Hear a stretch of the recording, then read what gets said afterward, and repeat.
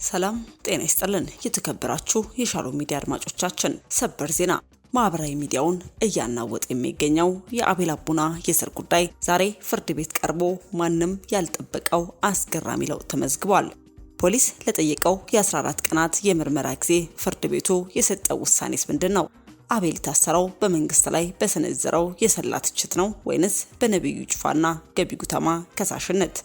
የሻሎም ሚዲያ ዘጋቢዎች ከአራዳ ምድብ ችሎት ያደረሱን ሰበር መረጃ እንደሚያመላክተው የአቤል አቡና የፍርድ ቤት ውሎ ማንም ያልገመተው አዲስ ምዕራፍ ላይ ደርሷል። ፖሊስ 14 ቀን ሲጠይቅ ዳኛው ግን ጉዳዩን የቀለበሱት ያ ያልተጠበቀ ውሳኔ ምን ነበር? ከሳሾቹ ፍርድ ቤት ያቀረቡት ክስ ምንስ ይላል? ዳኛው የሰጡት ያልተጠበቀ ጥብቅ ትዕዛዝ ምን እንደሆነ አሁን ከአራዳ ምድብ ችሎት የደረሰንን ሙሉ ዝርዝር መረጃ ይዘንላችሁ ቀርበናል። ዳኛው የሰጡት ያልተጠበቀ ጥብቅ ትዕዛዝ ምን እንደሆነ አሁን ከአራዳ ምድብ ችሎት የደረሰን ሙሉ ዝርዝር መረጃም ይዘንላችሁ ቀርበናል። ይህ ዜና እየተጠናከረ ባለበት በዚህ ሰዓት ሌላ አስደንጋጭ ሆነ ሰበር ዜና ተሰምቷል። ቤት እንገነባላችኋለን በሚል ማታለያ የወንጌል አማኙን ማህበረሰብ ኢላማ ያደረገና ከ50 ሚሊዮን ብር በላይ የተዘረፈበት ግዙፍ የሪል ስቴት ቅሌት በቁጥጥር ስር መዋሉ ታውቋል። ከምዕመናን ከ50 ሚሊዮን ብር በላይ መሰብሰቡን የሚያሳዩ መረጃዎች ለዝግጅት ክፍላችን ደርሰዋል።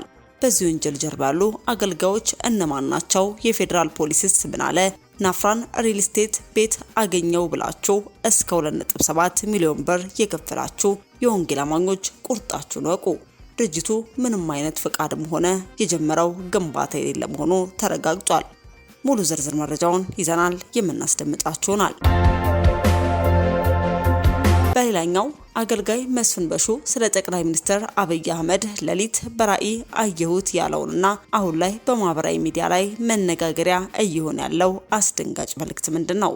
አገልጋዩ 120 ሚሊዮን ህዝብ ለተሸከሙት መሪ የራሳቸውን ጉዳይ ትተን እንማልድላቸው ሲል ያቀረበው የጸሎት ጥሪስ ምን ይዟል? ከዓመታት በፊት ስለ ደቡብ ክልል መዋቅር የተናገረው ትንቢት መፈጸሙን የሚነገርለት አገልጋይ መስፍን በሹ አሁን ደግሞ ስለ ሀገሪቱ መሪ ሌላ በራእይ ያየሁትን ተመልከቱ ሲልም አዲስ መልእክትን ይፋ አድርጓል። ግጥሚያው ከጨለማው መንግስት ጋር ነው የሚለው አገልጋዩ ለምን አስቸኳይ የጸሎት ጥሪ ማቅረብ አስፈለገ? ከአገልጋዩ አንደበት የምታደምጡት ነው የሚሆነው።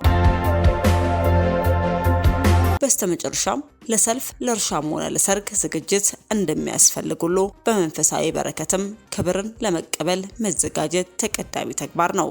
ፓስተር ተስፋውን ሙሉዓለም የግንቦት ወር ትንቢታዊ አዋጅ በሚል ጌታ እግዚአብሔር ለህዝቡ ያስተላለፈውን እጅግ አስቸኳይና ወሳኝ መልእክትም ይዘንላችሁ ቀርበናል። ፓስተሩ በመልእክታቸው አዳዲስ ነገሮችና የሚመጣውን የእግዚአብሔርን ክብር ለመቀበል አስቀድመን ልብንና ህይወትን ማዘጋጀት ፍጹም ግድ እንደሆነ ያሳስባሉ። ለመሆኑ ፓስተር ተስፋውን በዚህ ግንቦት ወር ተዘጋጁ ይላል ጌታ ሲሉ ያስተላለፉት ያ አስቸኳይ ትንቢታዊ መልእክት ምን ይዘት አለው? በቆይታችሁ ከአንደበታቸው የምታደምጡት ነው የሚሆነው። እስከ ፕሮግራማችን ፍጻሜ አብራችሁን ቆዩ።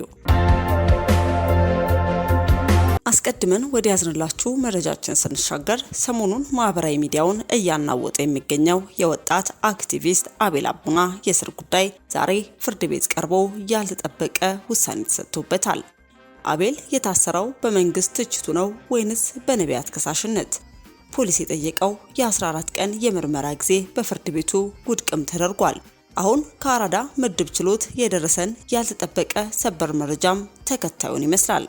አቤል አቡና በቁጥጥር ስር የዋለው ሰሞኑን በሰጠው ጠንከር ያለ ማህበራዊና ፖለቲካዊ ትችት በተለይም የዲላን ፔጅ አዲስ አበባ መግባትን ተከትሎ ኢትዮጵያን ሳሎናን አጽድታ የጓዳ ቆሻሻዋን የምትደብቅ ሰነፍ ሴት ትመስላለች በማለቱ ነው የሚሉም መላምቶች በሰፊ ተሰራጭተው ነበር። ይሁንና ግን ከቤተሰቦቹ የተገኘው እውነታ ግን ሌላ ነው። አቤል የታሰረው የሐሰት አስተምሮችን ያጋልጣል በሚል በነብይ እዩ ጩፋና በነብይ ገቢ ጉተማ ከሳሽነትም ነው። አቤል ከመታሰሩ ደቂቃዎች በፊት በስልክ ተደውሎለት ወደ ፖሊስ ጣቢያ እያመራ በነበረበት ወቅትም ከነዚህ አካላት ጋር በተያያዘ ያለውን ስጋት በይፋዊ መልእክቱም ገልጾ ነበር። ዛሬ አቤል አቡና በአራዳ ምድብ ችሎት ፍርድ ቤትም ቀርቧል። ዋናው ከሳሽ አቶ ገቢ ጉተማ ሲሆን የቀረበው ክስም የስም ማጥፋት ወንጀል ተፈጽሞብኛል የሚልም ነው። በችሎቱ ላይ የነበረው ሁኔታ ግን ለብዙዎች ያልተጠበቀም ነበር። አቤል ጠበቆች የዋስትና መብቱ እንዲከበርለት የጠየቁ ሲሆን ፖሊስ በበኩሉ ተጨማሪ ማስረጃዎችን ለማሰባሰብ የ14 ቀን የጊዜ ቀጠሮ ጠይቆም ነበር። ነገር ግን ዳኛው የፖሊስ ጥያቄን ውድቅ በማድረግ ያልተጠበቀ ጠንከር ያለ ውሳኔም አስተላልፏል። ዳኛው ማስረጃ ቀድሞ ማዘጋጀት ነበረበት በማለትም የፖሊስን የ14 ቀን ጥያቄ ውድቅ በማድረግ የ3 ቀን ቀጠሮ ብቻን ፈቅደዋል። በዚህ መሰረትም ፖሊስ ማስረጃውን አጠናክሮ ለፊታችን ሐሙስ እንዲቀርብ ፍርድ ቤቱን ጥብቅ ትዕዛዝም ሰጥቷል። አቤል በአሁኑ ሰዓትም ሜክሲኮ በሚገኘው የፌዴራል ወንጀል ምርመራ ቢሮ ውስጥ በጥሩ ሁኔታ ላይ ይገኛል። ነገር ግን አዲስ ልጅ ከተወለደ ገና 2 ወሩ በመሆኑ በሰዓት ከባለቤቱና ከልጆቹ ጎን መሆን ሲገባው መታሰሩ በርካቶችን አሳዝኗል። የዳኛው የ3 ቀን ቀጠሮ ውሳኔ ግን ለፍልሚያው አዲስ ተስፋን የሰጠ ሆኗል እያልኩኝ ወደ ቀጣይ መረጃችን ተሻገርን። አሁን የደረሰንን እጅግ አስደንጋጭ ሰበር መረጃ ይዘን ቀርበናል። በአገልጋይነት በሚታወቁት በአቶ በላይ ሽፈራውና በቤተሰባቸው የተመሰረተው ናፍራን ሪል ስቴት በወንጌል አማኝ ማህበረሰብ ላይ ከፍተኛ የገንዘብ ማጭበርበር ወንጀል መፈጸሙን የሚጠቁሙ መረጃዎችም ለሻሎም ሚዲያ ደርሷል። ቤት እንገነባላችኋለን በሚል ማታለያ ከተመዘገቡ የወንጌል አማኞች ከእያንዳንዱ ሰው እስከ 2.7 ሚሊዮን ብር ድረስ የተሰበሰበ ሲሆን በአጠቃላይ እስካሁን በቀረቡ ማስረጃዎችም ከ50 ሚሊዮን ብር በላይ የምዕመናን ገንዘብ መውሰዱ ተረጋግጧል። ይሁን እንጂ ይህ ናፍራን ሪል ስቴት የተባለው ድርጅት ምንም አይነት የሪል ስቴት ፍቃድ የሌለውና መሬት ላይ የጀመረው አንዳችም ግንባታ እንደሌለም ታውቋል። ጉዳዩን የያዘው የኢትዮጵያ ፌዴራል ፖሊስ ባደረገው ማጣራት በአዲስ አበባ ከተማ የለሚኩራ ክፍለ ከተማ የግንባታ ፍቃድና ቁጥጥር ተቋም ግለሰቡም ሆነ ድርጅቱ አንዳች አይነት የሪል ስቴት ግንባታ ፍቃድ እንደሌላቸው ለፌዴራል ፖሊስ በይፋ ማረጋገጫ ሰጥቷል። ይህ ማለትም የተሰበሰበው የህዝብ ገንዘብ ሙሉ በሙሉ በሐሰተኛ ሰነዶች የተፈጸመ ማጭበርበር መሆኑን ያመላክታል። የሻሎም ሚዲያ ዝግጅት ክፍል ይህንን መረጃ ከደረሰው በኋላ የጉዳዩን ባለቤት የነብዩንና የቤተሰቡን ምላሽ ለማካተት እንዲሁም መረጃውን በሁለቱም ወገን ለማጣራት በተደጋጋሚ ጥረቶች አድርገናል። ይሁን እንጂ ከነብዩም ሆነ ከቤተሰቡ በኩል ምላሽ ለማግኘት ያደረግነው ጥረት እስካሁን ባለው ሁኔታም ሳይሳካም ቀርቷል። ሆኖም ግን የተበዳዮች ቁጥር ከፍተኛ መሆኑና የሰነዶች መገኘት አሳሳቢ በመሆኑ መረጃው ለህዝብ ይፋ ማድረጉን መርጠናል። በመሆኑም ቤት አገኛለሁ ብላችሁ ተስፋ በማድረግ ገንዘባችሁን የከፈላችሁ ማናችሁም ተበዳዮች የከፈላችሁትን የባንክ ስሊፕና ከግለሰብ የተሰጣችሁን ማንኛውም ተያያዥ የውል ሰነዶችን በአስቸኳይ በመያዝም ግለሰቡ ከሀገር ሳይወጣ በህግ ቁጥጥር ስር እንዲውል ከፌዴራል ፖሊስ ጋር እንድትተባበሩ ጥሪ ቀርቧል። በተጨማሪም ሌሎች ንብረቶች ካሉም እንዳይሸሽ ከህግ አካላት ጋር በመመካከር በአስቸኳይ የእግድ ትዕዛዝ በማውጣት የተዘረፈውን ገንዘባችሁን ለማስመለስም እንድትንቀሳቀሱ እናሳስባለን። ለመሆኑ በዚህ ግዙፍ የሪል ስቴት ቅሌት ጀርባ ያሉ የካውንስል መሪዎች እነማን ናቸው? የእያንዳንዳቸው ድርሻስ ምን ነበር? ሻሎም ሚዲያ ጉዳዩን በቅርበት መከታተሉን የሚቀጥል ሲሆን ከነብዩና ከቤተሰቡ በኩል የሚሰጥ ማብራሪያ ካለም ለማስተናገድ ዝግጁ መሆናችንን እንገልጻለን። በቀጣይ ክፍሎች በማስረጃ የተደገፉ ዝርዝር መረጃዎችን ይዘን የምንመለስ ይሆናል። በሌላኛው መረጃችን አገልጋይ መስፍን በሹ ባስተላለፈው መልእክት የሀገሪቱ መሪ ጠቅላይ ሚኒስትር አብይ አህመድ በአሁኑ ወቅት ከፍተኛ የውስጥ ሸክም ላይ እንዳሉና ብቻቸውን እንደሚገኙ በራእይ ማየቱን ገልጿል። የሚያወራው አቶ ሲቅበዘበዝ ሲንከራተት አየሁት የሚለው አገልጋዩም ጠቅላይ ሚኒስትሩ የውስጣቸውን የሚያካፍሉትና የሚያወሩት የለበሰው ማጣታቸውን ጌታ እንደነገረውም ይናገራል። ይህ ሰው የለውም፣ ብቻውን ያለ ሰው ነው። ሌሊት ላይ ሊያወራ የሚፈልገው ሰው እንደሌለው ጌታ ተናገረኝ። ውስጥ ያለውን ሸክም ሊናገር የሚፈልገው ሰው እንኳን አጥቶ ሲንከራተት አየው። ፊትና ኋላው ጥይት ነው ያለው በማለትም አገልጋይ መስፍን በሹ ይህንን የጠቅላይ ሚኒስትሩን ሁኔታ ከጨለማው መንግስትና ደም ከሚጠጣ መንፈስ ጋር የሚደረግ ፍልሚያ ሲል የገለጸ ሲሆን የኢትዮጵያ ሕዝብ ለራሱ ጉዳይ መጸለዩን ትቶ አሁን ለአብይ መማለድና መቃተት እንዳለበትም ጥሪ አቅርቧል። ይሰው 120 ሚሊዮን ሕዝብ ተሸክሞ ነው ያለው፣ ኢትዮጵያ በአንተ እጅ ላይ ናት በማለትም የጉዳዩን አሳሳቢነትም አስምሮበታል። ይህ በእንዲህ እንዳለ ይህንን መልእክት ያስተላለፈው አገልጋይ መስፍን በሹ ከዓመት በፊት በደቡብ አካባቢ በዞን መዋቅር ስር የነበሩ ህዝቦች የክልል መዋቅር እንደሚያገኙ ትንቢት ተናግሮ እንደነበርና ያ ትንቢትም መፈጸሙ ይታወሳል። ጠቅላይ ሚኒስትራችን በተመለከተ የተናገረው ትንቢታዊ መልእክት በጥቂቱ ከአንደበቱ አድምጠን እንመለስ። አንድ ያየሁት ራእይ ላይ እንጸልያለን። ሌሊት ያየሁት አንድ ራእይ አለና ስለ ፕራይም ሚኒስተር ዶክተር አብይ እንጸልያለና ሰው የለውም፣ ብቻውን ያለ ሰው፣ ሞት የተደገሰለት ሰው ነው። ሌሊት ላይ ሊያወራ የሚፈልግ ሰው እንኳን እንደሌለው ጌታ ተናገረ። ውስጡ ያለውን ሸክም አውጥቶ ልናገር የሚፈልገውን ሰው አቶ ሲንከራተት አየው። ፊቱ ኋላው ጥይት ነው ያለው። ለዚህ ሰው እስቲ ዛሬ የኛን ጉዳይ እንተውና ለዚህ ሰው መማለድ መቃተት። ይሄ ሰው 120 ሚሊዮን ህዝብ ተሸክሞ ነው ያለው። አሁን ያለው ግጥሚያው ከጨለማው መንግስት ጋር ነው። ይሄ ሰው ፋይት እያደረገ ያለው 3000 ክፍለ ዘመን የዘለቀ ደም ሲጠጣ የከበረ መንፈስ በጣም ሰው አቶ ሲበዘበዝ ሲንከራተት አየው። ለማን ላውራሽ? ማን ይረዳኛል? እስቲ ተንበርክከን ለሁለት ደቂቃ ለዚህ ሰው እንጸልይ። ኢትዮጵያ አንተ እጅ ናት፣ እኔ አንተ እጅ ነኝ። የወንድሜ ደም ይገደኛል፣ የእናቴ ደም ይገደኛል፣ የአባቴ ደም ይገደኛል። እንጮሃለን። እግዚአብሔር ሄደን በእውነት ነው ምላችሁ አጠገቡ ሄደን የሆነ ነገር ባንችልም እንኳን ብንጸልይለት እግዚአብሔር አምላኬ መንገዱን ያሳየው፣ በሩን ያሳየው።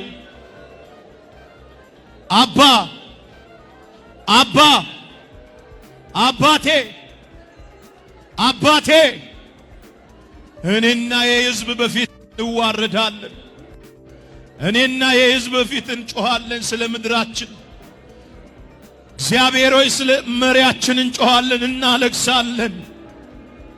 የኔ ጌታ የኔ አባት። የተከበራችሁ ተመልካቾቻችን እናንተስ በዚህ መልእክትና በጠቅላይ ሚኒስትር ወቅታዊ ሁኔታ ላይ ምን አስተያየት አላችሁ? ሐሳባችሁን በኮሜንት መስጫ ላይ አካፍሉን። በስተመጨረሻ ወደ ያዝንላችሁ መረጃችን ስንሻገር ለሰልፍም ለእርሻም ሆነ ለሰርግ ዝግጅት እንደሚያስፈልግ ሁሉ መንፈሳዊውንም በረከት ክብር ለመቀበል መዘጋጀት ቀዳሚ ተግባር ነው።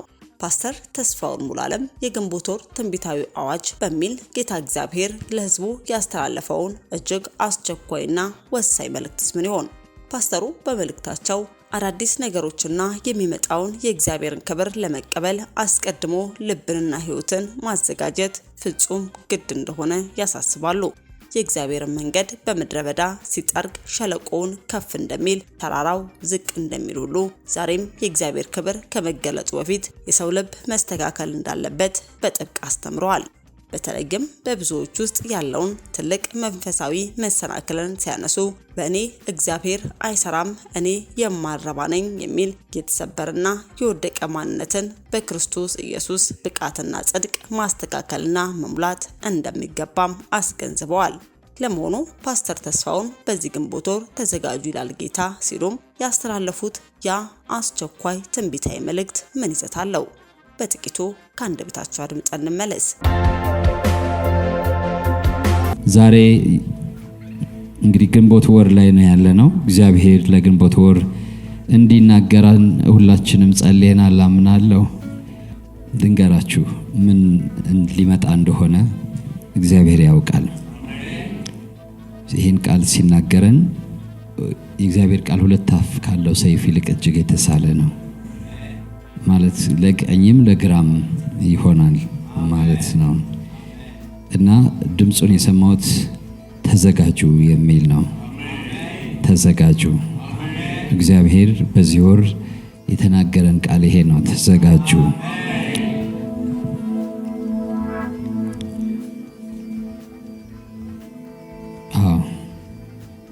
ለምንድን ነው የምንዘጋጀው?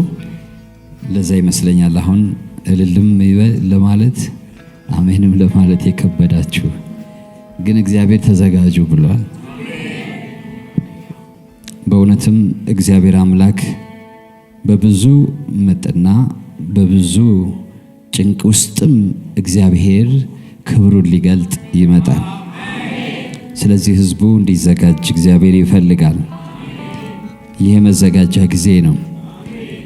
አዲሱ ዓመት አዲሱ ነገር ከመምጣቱ በፊት ዛሬ እዚህ ያለን ሁሉ የምንዘጋጅባቸውን ጉዳዮች ነቅሰን በማውጣት መዘጋጀት ይኖርብናል። ይህ ወር የዝግጅት ወራችን ነው። በሉ እስኪ ሁላችሁም የዝግጅት ወሬ ነው በሉ እስኪ። ለሰልፍ የሚወጣም ይዘጋጃል፣ ለእርሻ የሚወጣም ይዘጋጃል፣ ለሰርግ ቀኑ የደረሰበትም ይዘጋጃል። ዝግጅት ለሁሉ ነገር ነው። ሁልጊዜም ዝግጅት ያስፈልጋል። እግዚአብሔር መንፈስ ቅዱስ እያንዳንዳችን ለልባችን ይናገረናል። ለምን መዘጋጀት እንዳለብን፣ እንዴት መዘጋጀት እንዳለብን ይናገረናል። ስለዚህ በዚህ ወር ይህ ግንቦት ወር ነው። እያንዳንዳችን እንዘጋጅ። በዛ ዝግጅት ውስጥ የእግዚአብሔር ረድኤት ከኛ ጋር ይሆናል።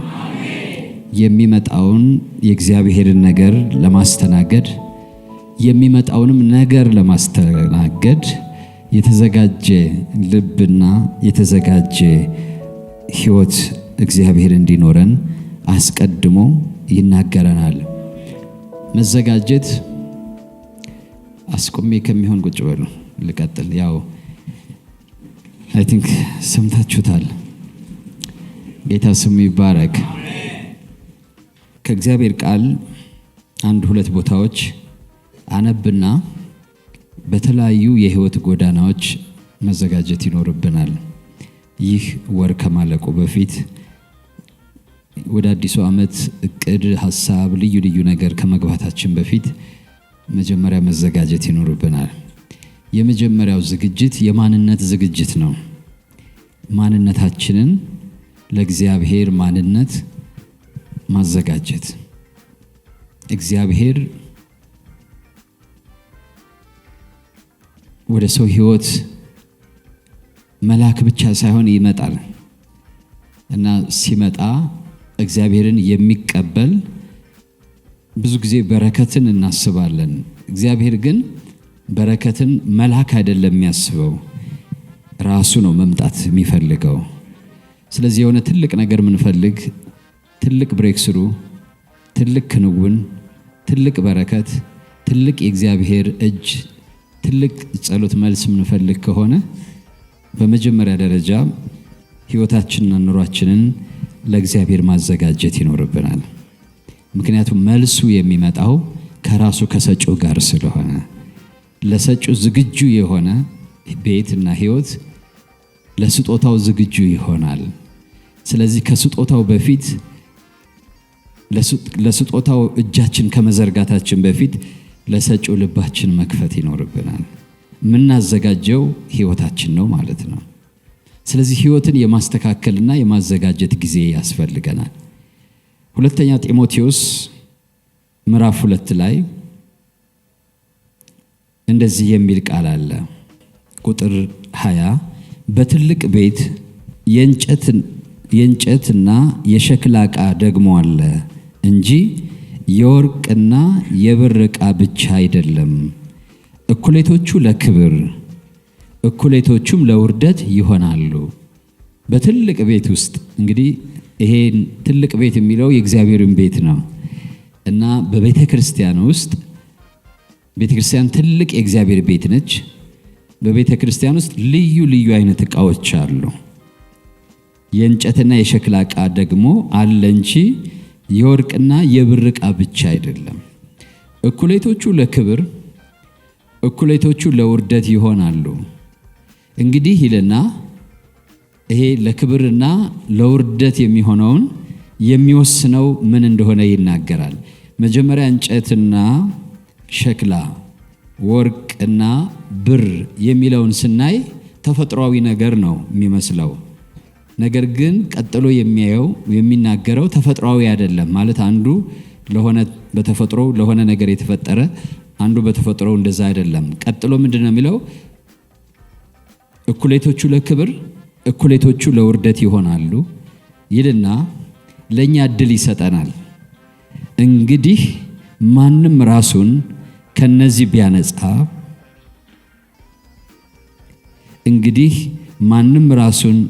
ከነዚህ ቢያነጻ ለክብር የሚሆን የተቀደሰም ለጌታው የሚጠቅም ለበጎ ሥራ ሁሉ የተዘጋጀ ዕቃ ይሆናል።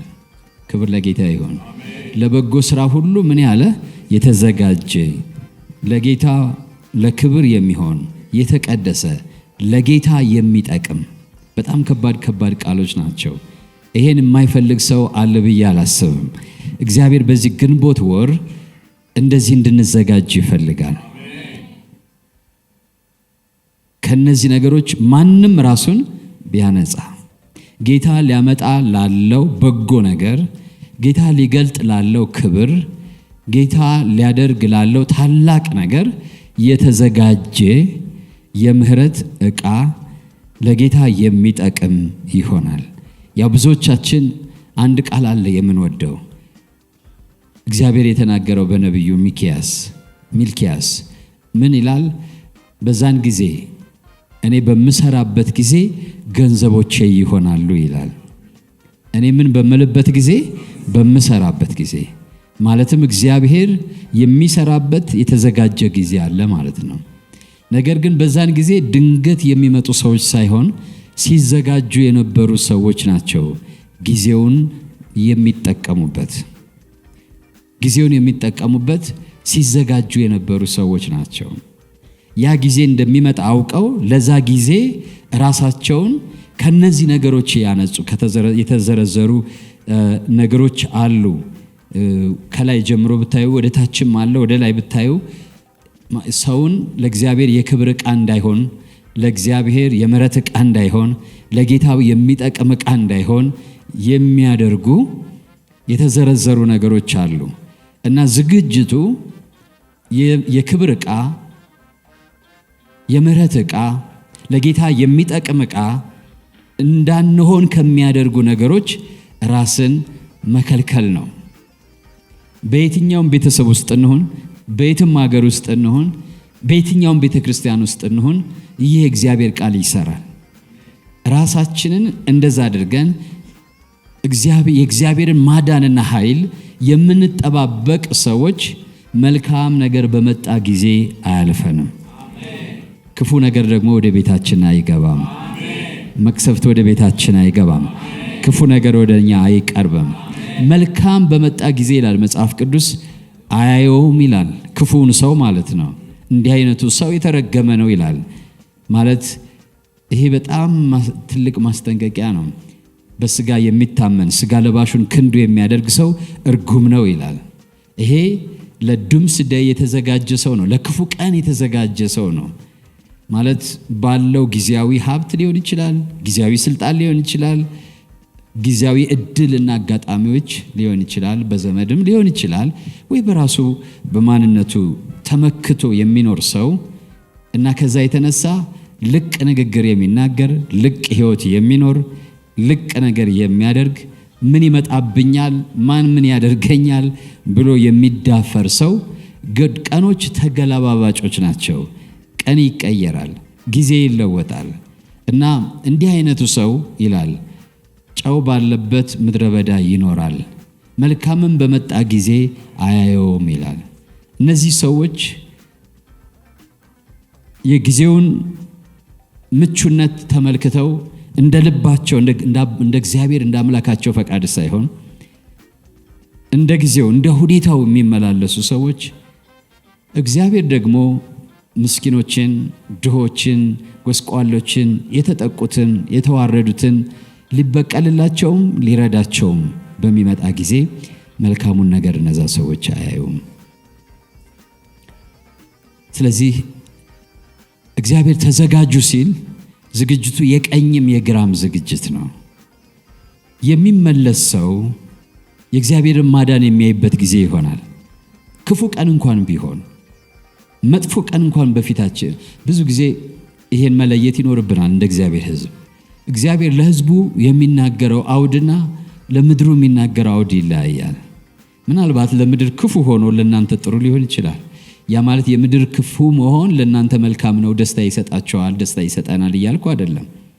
ነገር ግን ጌታን ለሚያምኑና ለሚታመኑ ግን ማምለጫ ቀን ሊሆን ይችላል። ወይም በምድር ላይ ምን ይላል መጽሐፍ ቅዱስ? በምድር ላይ ድቅድቅ ጨለማ ይመጣል፣ ባንቺ ላይ ግን የእግዚአብሔር ብርሃን ይወጣል ይላል። ሁለት ተቃራኒ ነገሮች ናቸው። በምድር ላይ ድቅድቅ ጨለማ መሆኑን አንወድም፣ አንፈልግም፣ አንሻም። ለዛ ነው ምን ማልደው፣ ለዛ ነው ምን ጸልየው። ነገር ግን አብረን ደግሞ አለመጨለማችን የእግዚአብሔር ምሕረትና ቸርነት ነው። ግን ለነዛ ቀኖች ግን መዘጋጀት ያስፈልጋል። እግዚአብሔር ተዘጋጁ የሚለን ልባዊ ዝግጅት ነው፣ የማንነት ዝግጅት ነው። ክፉ ቀን ሊመጣን ሊል ይችላል እግዚአብሔር። ልክ ነው። ነገ ከነገ ወዲያ እንዲህ ይሆናልና ዮሴፍን መክሮታል። ስለ 7 ዓመት እህል እንዲሰበስብ አድርጎታል። ሊመክረን ይችላል። እሱን የመጀመሪያው ነው እያልኳቸው ያለው ግን የመጀመሪያው ዝግጅት ሕይወትን ከእግዚአብሔር ጋር የማስተካከል ዝግጅት ነው። መንገድን የማስተካከል ዝግጅት ነው። እኔም እናንተም ሁላችንም መንገዳችንና አካሄዳችን ክፉ እየመጣ ነው ሲባል መስጋትና መፍራት ሳይሆን ልቤ የት ነው የሚለውን፣ ሕይወቴ የት ነው፣ መንገዴ የት ነው። ለምን ክፉ በመጣ ጊዜ ሁሉ ክፉ ሊያገኘን ይችላል። ከእግዚአብሔር ጋር ከሆንን ግን በክፉ ውስጥ ደግሞ መልካም አለ። ውርደት በሚመስል ውስጥ ክብር አለ። ባዶነት በሚመስል ውስጥ ሙላት አለ። ሽንፈት በሚመስል ውስጥ ድል አለ። ስለዚህ ራሳችንን ከነዚህ ክፉ ነገሮች ብናነጻ በጊዜው ለጌታ የምንጠቅም የምህረት እና የክብር ዕቃዎች ያደርገናል። ጌታ ስሙ ይባረክ።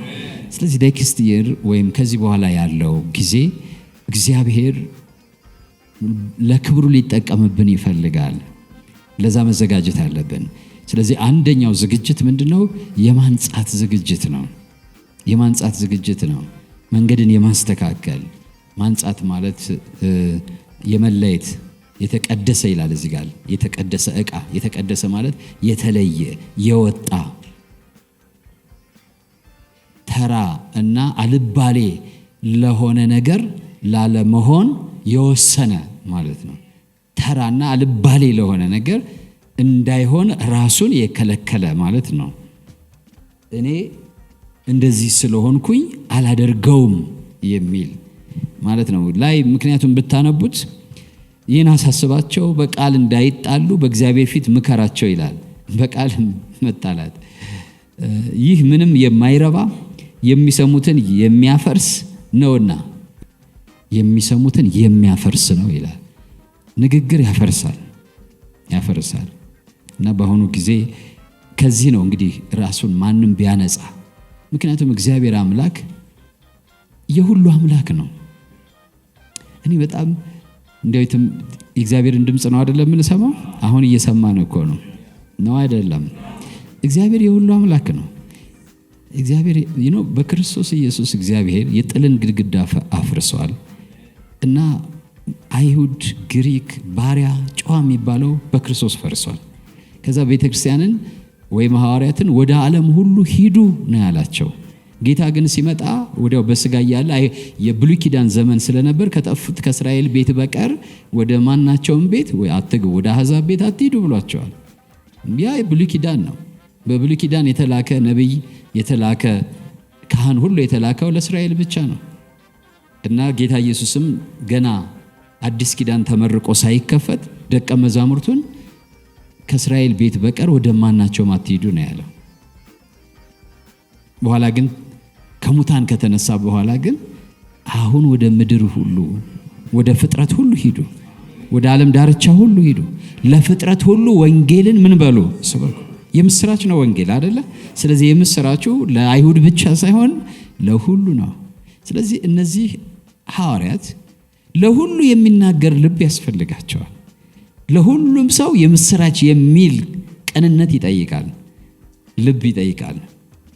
ቋንቋቸውን ለማይናገር ሃይማኖታቸው ላልሆነ ዜጋቸው ላልሆነ ሁሉ ቤተክርስቲያን እንደዛ ናት። አንቀላቅለው፣ አናደባልቀው። እኛ የተጠራነው ለሁሉ ነው። ግን አንዳችን እኔ ለሁሉ መሆን አልችልም፣ ከቋንቋ እንኳን የምናገረው ቋንቋ አንድ ነው። ግን እኔና እናንተ በጋራ ስንሆን ግን ሁሉንም ቋንቋ እንናገራለን አይደለም? ሁሉንም ቋንቋ እንናገራለን።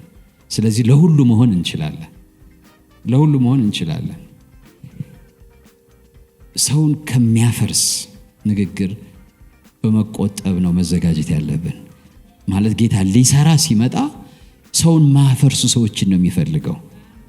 እየሰማች ነው? ሰውን መግደል እግዚአብሔርን ማገልገል አይደለም። በምንም አይነት ስታንዳርድ እኔ በምሰራበት ቀን ገንዘቦቼ ይሆናሉ የሚላቸው ሰዎች ከነዚህ ነገር ራሳቸውን አጽድተው ዝግጁ ሆነው የሚጠብቁ ሰዎች ናቸው። እንደዚህ አይነት ልብ ያላቸው ሰዎች ናቸው። የእውነትን ቃል በቀንነት የሚናገር አያችሁ፣ የማያሳፍርም ሰራተኛ ሆነህ ማያሳፍር። አንዳንድ ሰው ሲናገር እናፍራለን። ወይ እንደዚህ ማለት ትልቅነቱን ማይመጥን፣ እድሜውን ማይመጥን፣ ትምህርቱን ማይመጥን፣ የተቀመጠበትን ስፍራ ማይመጥን ንግግር ሲናገር ሰው አንዳንድ ጊዜ ልናፍር እንችላለን። የቀጠረው ድርጅት በጣም ሊያፍርበት ይችላል። በሱ ምክንያት ይቅርታ ሊጠይቅ ይችላል እና ያን ሰው ከዛ ያሰናብተዋል። ለምን? አሳፋሪ ሰው ስለሆነ። ግን አንተ ግን የማያሳፍር ሁን ይላል። በምትናገረው ንግግር፣ በምትኖረው አኗኗር ይላል። ይሄን ካለ በኋላ ነው ማንም ከነዚህ ነገሮች ራሱን ቢያነጻ።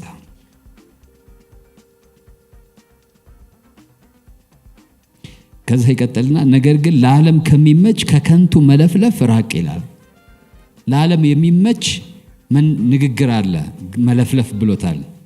በጣም ይሄ መለፍለፍ ጥሩ ቃል አይደለም አይደለ? መለፍለፍ ነው። ለዓለም ግን ምን የሚል ነው? የሚመች ነው።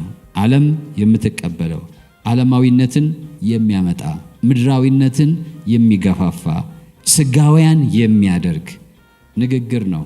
ስብከትም ሊሆን ይችላል፣ ትንቢትም ሊሆን ይችላል።